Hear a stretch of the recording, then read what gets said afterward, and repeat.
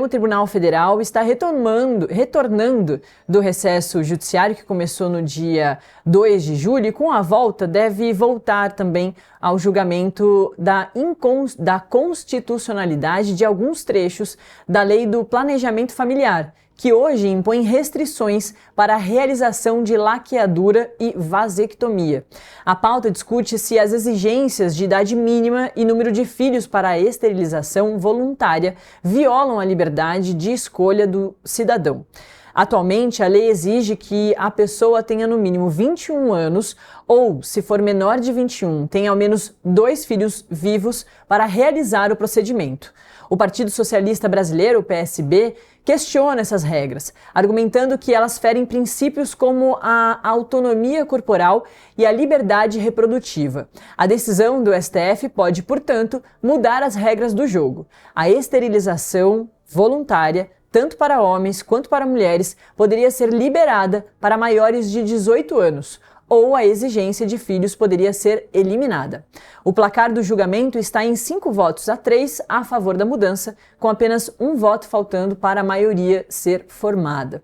O julgamento virtual foi interrompido no dia 20 de junho por um pedido de destaque do ministro Flávio Dino, que solicitou que a discussão fosse levada para o plenário presencial.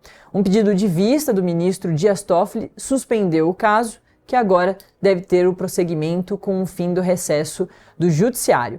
A discussão entre os ministros reflete a complexidade do tema, e é por isso mesmo que eu converso agora com a ginecologista Rafaela Brito. Rafaela, muito obrigada, pela presença. Bom dia. Imagina, bom dia.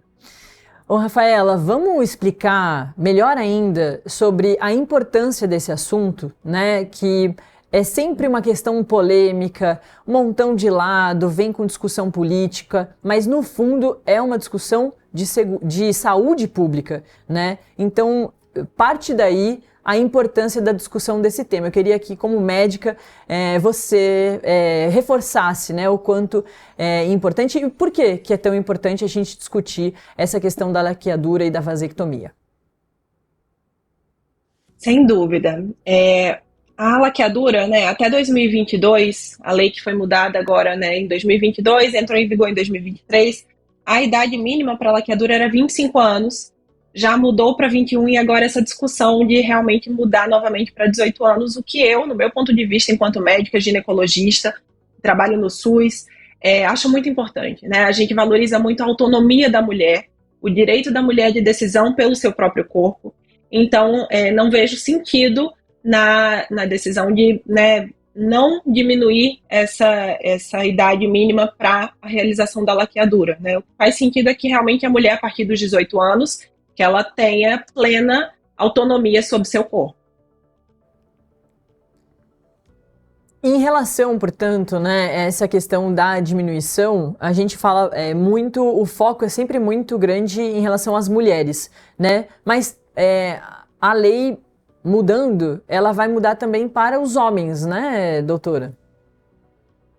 Sim, a lei muda tanto para as mulheres quanto para os homens. Então, ambos os sexos vão ter essa redução da idade mínima necessária para a realização da laqueadura. Existem outros critérios junto com a idade mínima, né?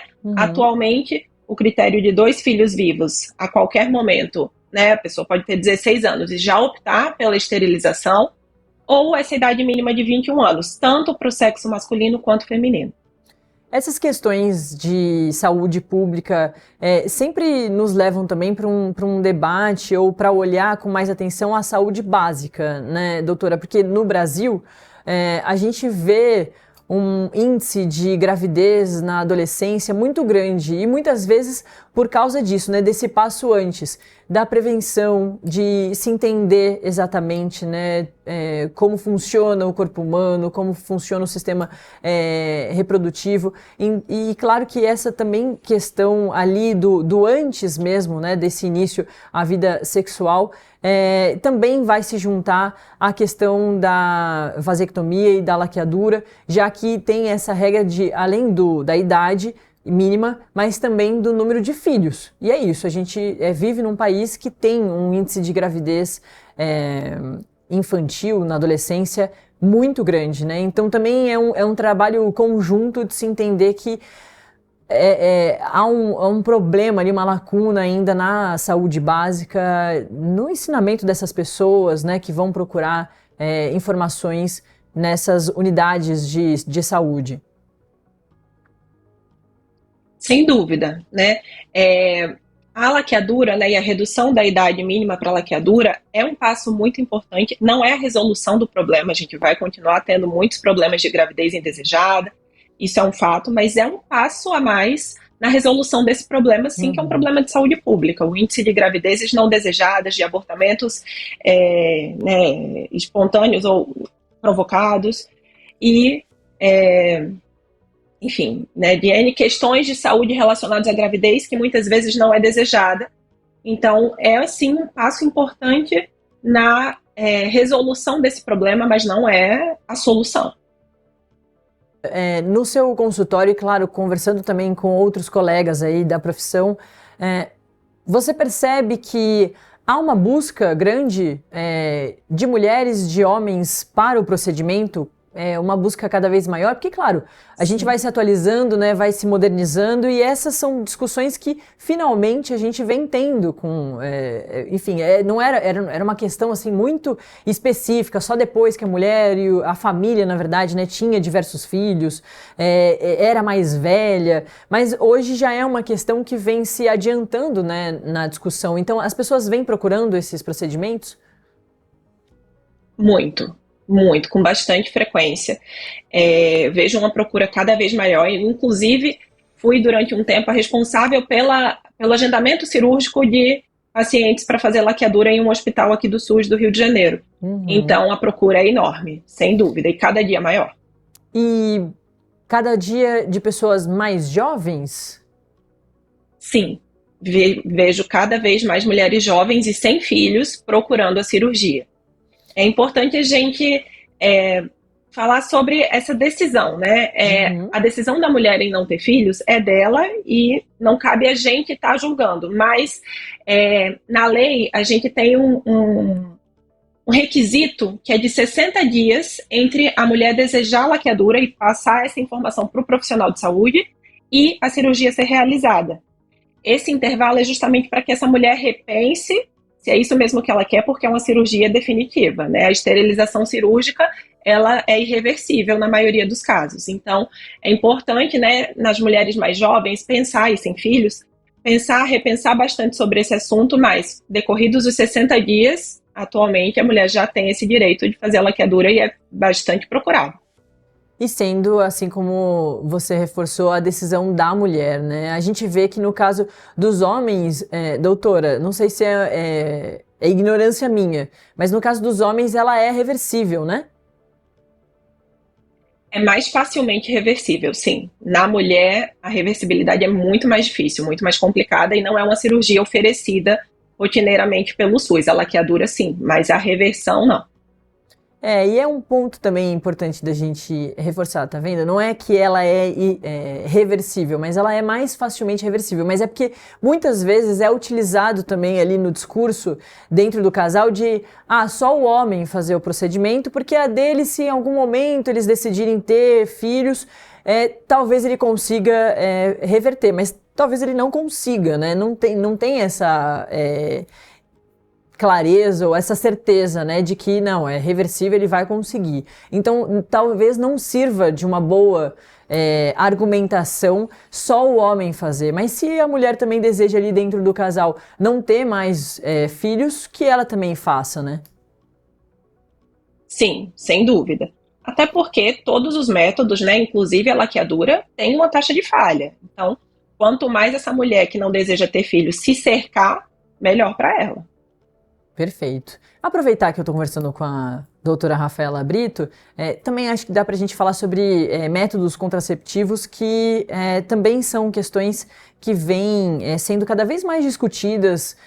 Meninas conversam mais com as suas mães, com vós, enfim, são discussões que passaram a ser muito mais inseridas, né, na sociedade de forma um pouco mais leve, sem tanto tabu, e inclusive das mulheres conversarem com as ginecologistas, né? Eu imagino que a mulherada tem procurado você, e é isso, os seus colegas de profissão, para saberem mais opções do DIU, da pílula, de adesivo. E eu queria saber o que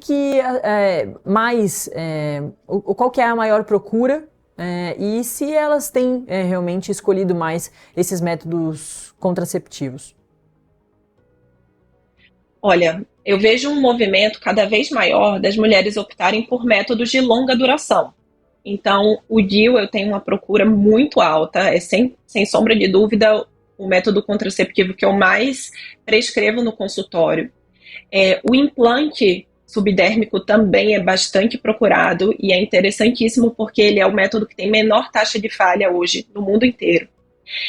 Os métodos tradicionais, a pílula, a injeção também são bastante buscados, mas eu vejo cada vez mais esse movimento, principalmente das meninas mais jovens, de buscarem métodos com mais confiabilidade, com menor taxa de falha, né, que dependem menos da mulher se lembrar de tomar a pílula ou de tomar a injeção na data certa. Eu vejo muito mais esse movimento nas mulheres mais jovens, né, de buscar principalmente o DIU. O DIU é um método, assim, número 1 no consultório atualmente. Perfeito, muito bom. A gente teve a Rafaela Brito, ginecologista, que nos ajudou a entender a importância, portanto, da discussão da vasectomia, da laqueadura voluntária, que está sendo discutida lá no Supremo Tribunal Federal para diminuição dessa idade mínima, que por enquanto deve ficar aí, a maioria está se formando para 21 anos, e também com a regra dos filhos de até 2 filhos ali para essa pessoa que não chegou ainda nos 21 anos, lembrando que é para as mulheres e para os homens, não é só uma questão feminina, é uma questão extremamente importante de ser discutida para os dois casos, e assim como a doutora nos reforçou, ela pode ser reversível, né, nos dois casos inclusive, mas que não tem portanto, essa certeza. Doutora, muito obrigada. Quer adicionar mais algum pontinho? Não, foi excelente. Muito obrigada. Eu que agradeço. Sempre importante a gente falar sobre esses assuntos. A gente fica aqui, doutora, muitas vezes falando muito sobre política e economia. São essas semanas de tarifaço do Trump, mas tem assuntos assim tão importantes que a gente precisa sim reforçar e trazer informação, porque o jornalismo também é muito prestação de serviço. Então eu agradeço a sua presença aqui. Muito obrigada, até a próxima oportunidade. Obrigada.